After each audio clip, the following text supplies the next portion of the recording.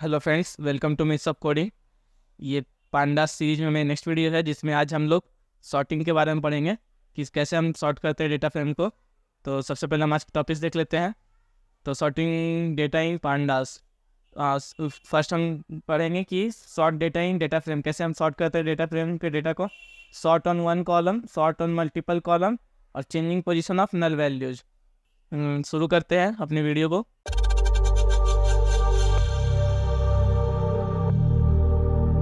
Python tutorial directory के अंदर आ गया हूँ। मैं राइट क्लिक करके ओपन विद कोड करूँगा तो ये मेरा डायरेक्टरी जो है वो VS कोड में ओपन हो जाएगा। हम सबसे पहले यहाँ पे एक न्यू फाइल बनाएंगे, sorting.itynv। यहाँ पे हेडिंग देते हैं सबसे पहले हम सॉर्ट डेटा इन पांडास। तो सबसे पहले हम पांडा को इंपोर्ट करेंगे। हमारे जो मॉड्यूल है इंपोर्ट पांडा SPD, और जो हमने पाइथन का वर्चुअल इन्वायरमेंट बनाया था पांडास भी उसका यूज़ करेंगे। तो मेरा पांडास इंपोर्ट हो चुका है। अब हम हमारा जो student.csv फाइल था उसको हम यूज करेंगे सॉर्टिंग समझने के लिए। सबसे पहले हम इसको इंपोर्ट कर लेते हैं। CSV df equal to pd.read.csv। student.csv इसका नेम पास करेंगे और इसको इंपोर्ट कर लेंगे। तो अगर मैं CSV df आपको दिखाऊँ तो हमारा CSV df कुछ ऐसा है। तो हम अभी इसको सॉर्ट करना चाहते हैं। तो सॉर्टिंग हम असेंडिंग या डिसेंडिंग कर सकते हैं। तो सॉर्टिंग के लिए सबसे हम यूज करेंगे सॉर्ट वैल्यूज मेथड है एक पांडास के अंदर, जिसका हम यूज करेंगे सॉर्ट वैल्यूज। तो अगर इसके ऊपर मैं होवर करूं तो आपको देखने को मिलेगा कि ये सॉर्ट वैल्यूज का एक मेथड है जिसमें सबसे पहला हमारा पैरामीटर होता है बाई। तो हमें किस चीज़ पे सॉर्ट करना है हमें वो देना होगा। फिर सेकेंड पैरामीटर आता है एक्सिस। तो एक्सिस 0 का मतलब वो कॉलम पे, 0 का मतलब वो रोज पे, और 1 का एक्सिस 1 का मतलब वो कॉलम्स पे। फिर है असेंडिंग। तो इसमें एक असेंडिंग पैरामीटर है जिसमें अगर हम फॉल्स डालेंगे तो ये डिसेंडिंग हो जाएगा, और अगर असेंडिंग ट्रू डालेंगे तो हमारा असेंडिंग सॉर्ट होगा। उसके बाद काइंड डालना है। तो काइंड में हिप सॉर्ट करना, आपको मर्ज सॉर्ट करना, डिफरेंट डिफरेंट टाइप्स के सॉर्ट हैं। उसके बाद है NA पोजीशन।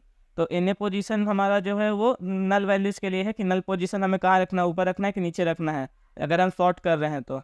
उसके बाद है इग्नोर इंडेक्स। तो इसमें ये भी बुलियन वैल्यू एक्सेप्ट करता है, ट्रू या फॉल्स हमें डालना है जिससे कि हमारा जो इंडेक्स है वो इग्नोर हो जाए। ठीक है। और उसके बाद है इन प्लेस। तो इन प्लेस में हम जब ट्रू रखते हैं तो वो क्या हो जाता है, डेटा बेस में चेंजेस हमें रिफ्लेक्ट होने लगते हैं। हमने पहले भी इन प्लेस का यूज़ किया है। ठीक है। तो अब हम इसको यूज़ करते हैं। तो सबसे पहले हम किस वैल्यू पे हमें सॉर्ट करना है तो हमें वो देना होगा। तो हम अभी सिर्फ एक कॉलम पे सॉर्ट करना चाहते हैं, इसलिए हम यहाँ पे नेम देंगे। नेम कॉलम पे हम सॉर्ट करना चाहते हैं और in place equal to true देंगे जिससे हमारे जो चेंजेस वो रिफ्लेक्ट होने लगे। और अब कैसे सॉर्ट करना है, तो हमें सॉर्ट करना है असेंडिंग में। तो असेंडिंग इक्वल टू ट्रू देंगे तब हमारा असेंडिंग में सॉर्ट हो जाएगा। और अब उसके बाद हमें एक्सिस पास करना होगा। तो एक्सिस इक्वल टू 0 देते हैं और अब इसको रन करते हैं। तो हमारा रन हो चुका है। फिर से हम CSV df को अगर रन करें तो अब आप देखेंगे कि हमारा जो वैल्यू है नेम का, नेम से क्या हो गया, हमारा डेटा सॉर्ट हो गया है। सबसे पहले A, फिर B, उसके बाद C, G, H। तो हमारा नेम के वैल्यू पे सॉर्ट हो गया। लेकिन यहाँ पे आप देखेंगे इंडेक्स तो 5, 2, 7, 29 इसके हिसाब से आ रहा है। जैसे पहले हमारे पास था डेटा तो 5th इंडेक्स पे होगा तो इसलिए यहाँ पे 5 आ रहा है, या सेकेंड इंडेक्स पे होगा तो इसलिए यहाँ पे 2 आ रहा है।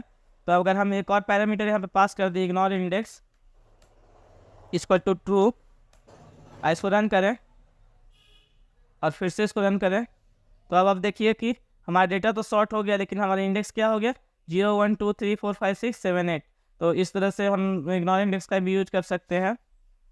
ठीक है। अब हमें मल्टीपल वैल्यूज़ पे अगर सॉर्ट करना हो डेटा को तो वो हम कैसे करेंगे वो भी मैं आपको दिखाता हूँ। तो हमें यहाँ पे जैसे हम एक वैल्यू पास कर रहे हैं, अब हमें स्ट्रिंग पास करनी होगी। तो सिंपल हम लिखेंगे CSV df dot sort values. और अब हमें मल्टीपल कॉलम्स पे सॉर्ट करना है इसलिए हम सबसे पहले कॉलम्स का नेम देंगे। तो सबसे पहले हम चाहते हैं कि हमारा जो मार्क्स है उस पर सॉर्ट हो जाए, तो यहाँ पे हम मार्क्स पास करेंगे। उसके बाद सेकंड हम चाहते हैं कि हमारा नेम पे सॉर्ट हो। उसके बाद यहाँ पे हम in place equal to true डालेंगे जिससे हमारा चेंजेस से इफेक्ट होने लगे, और एक्सिस इक्वल टू 0 डालेंगे, और असेंडिंग इक्वल टू फॉल्स डालेंगे जिससे हमारा डिसेंडिंग ऑर्डर में वैल्यूज सॉर्ट हो जाएंगे। ठीक है, तो सबसे पहले हम फिर से इसको रन कर लेते हैं CSVDF को, ताकि जो भी चेंजेस हुए हों यहाँ पे ना हो। ठीक है, CSVDF को हमने रन कर लिया। CSVDF को अगर हम रन करेंगे तो हमारा डेटा जैसा था वैसे आ गया। अब हम इसको सॉर्ट करेंगे डिफरेंट कॉलम्स पे। तो अगर हम इसको रन करें तो हमारा रन हो चुका है। अब हम CSVDF को फिर से रन करें तो अब आप देखिएगा कि हमने सबसे पहले मार्क्स पास किया था, तो सबसे पहले सॉर्टिंग किस फील्ड पे होगी, मार्क्स पे होगी, मार्क पे होगी। आप देखेंगे सबसे पहले और हमने असेंडिंग इक्वल टू फॉल्स किया था, इसलिए ये डिसेंडिंग ऑर्डर में सॉर्ट हो गया 96, 94, 90, 89। और सेकंड हमारा जो है वो नेम था, तो नेम कॉलम पे भी क्या हो गया, हमारी सॉर्टिंग हो गई है। तो 96 जिसका था वो केंद्रहीन था, KRVR। तो इस तरह से हम सॉर्टिंग कर सकते हैं। तो अगर मैं आपको अगर हमें 3 कॉलम पे पास सेट करना है सॉर्टिंग, तो हम यहाँ पे वो भी पास कर सकते हैं। जैसे हम यहाँ पे फर्स्ट में कॉलम देते हैं, जो हम फर्स्ट में कॉलम देंगे उसी पे सॉर्टिंग होगी सबसे पहले। तो हम सबसे पहला कॉलम देते हैं जेंडर, उसके बाद इसको फिर से रन करते हैं, स्टूडेंट CSV को रन करते हैं और फिर से इसको रन करते हैं। ठीक है, अब हम इसको रन करें CSVDF को, तो अगर आप देखिए कि सबसे पहले एम आता है, इसलिए सबसे पहले मेल के डेटा सारे सॉर्ट हो गए हैं। उसके बाद एफ आता है, उसके बाद तो हमने डिसेंडिंग में किया था इसलिए पहले एम आया, उसके बाद फिर एफ आया और फीमेल के डेटा सॉर्ट हो गया। उसके बाद फिर नंबर पे सॉर्टिंग हुई है, तो फीमेल में जो सबसे ज़्यादा नंबर होगा 96, 94, 90, 89 उस पर सॉर्टिंग हुई है, और मेल में जो सबसे ज़्यादा ऊपर नंबर हो गए वो उस पर सॉर्टिंग हुई है। उसके बाद हमारा जो सॉर्टिंग हुआ है वो नेम कॉलम पे सॉर्टिंग हुआ है।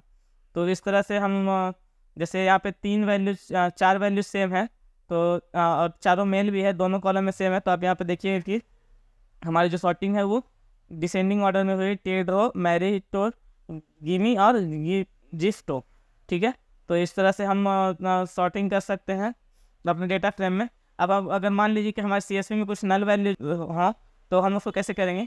सबसे पहले हम क्या करते हैं कि स्टूडेंट कॉलम में से कुछ वैल्यूज़ को नल कर देते हैं। जैसे यहाँ से मान लीजिए कि फीमेल वाले जेंडर वाले हमारा जो कॉलम है उसमें से कुछ वैल्यूज नल हैं। हम सिलेक्ट कर लेते हैं वैल्यूज़ को और कुछ वैल्यूज़ को नल कर देते हैं। ठीक है, और अब सेव कर लेंगे अपने CSV को, और फिर से यहाँ पे हम इंपोर्ट करेंगे CSV को। और CSV अगर मैं आपको दिखाऊँ डेटा फ्रेम, तो अब यहाँ पे नैन आ रहा है, जिससे मतलब क्या है कि ये सारे नल वैल्यूज हैं। तो अब हम पास करेंगे यहाँ पे अपने डेटा फ्रेम में कि हमें किस तरह से यहाँ पे, तो NA पोजीशन करके एक हमारा पैरामीटर यहाँ पे, अगर हम इसको फर्स्ट देंगे तो जितने भी नल वैल्यूज हैं वो फर्स्ट में आ जाएंगे। और तो अगर अब हम इसको रन करें और फिर से इसको रन करें तो आप देखिए कि हमारा जो नल वैल्यूज था नेम के हिसाब से सॉर्ट हुआ, और वो सब क्या हो गया कि फर्स्ट पोजीशन पे आ गया। तो हम इसको जेंडर पे करेंगे, नेम पे नहीं, क्योंकि हमारे जेंडर वाले कॉलम में नल वैल्यूज हैं, तो हम वो उसको जेंडर पे करेंगे। तो सबसे पहले इसको रन करते हैं, फिर इसको रन करते हैं, और अब हम इसको जेंडर पे सॉर्ट करने की कोशिश करेंगे। तो अब आप देखिएगा, फिर से हम CSVDF को रन करें तो सबसे पहले नल वैल्यूज आ रहे हैं, उसके बाद हमारा फीमेल, उसके बाद फिर मेल। ठीक है, तो जेंडर पे सॉर्ट हो गया है ये डेटा। अब हम चाहते हैं कि जो नल वैल्यूज है वो लास्ट में आए। ठीक है, तो हम इसको फर्स्ट की जगह क्या कर देंगे, लास्ट। इसको फिर से रन करते हैं, इसको फिर से रन करते हैं, और अब अगर हम इसको रन करें और फिर से इसको रन करें तो हमारे जितने भी नल वैल्यूज थे वो क्या हो रहे हैं, लास्ट में आ गए। तो सबसे पहले फीमेल, उसके बाद मेल, उसके बाद फिर जितने नल वैल्यूज हमारे लास्ट में आ रहे हैं। तो इस तरह से हम नल वैल्यूज का पोजीशन चेंज कर सकते हैं उस कॉलम के लिए। तो आई होप आज का वीडियो आपको अच्छा लगा हो और समझ में भी आया होगा। तो आज के लिए बस इतना ही, थैंक यू।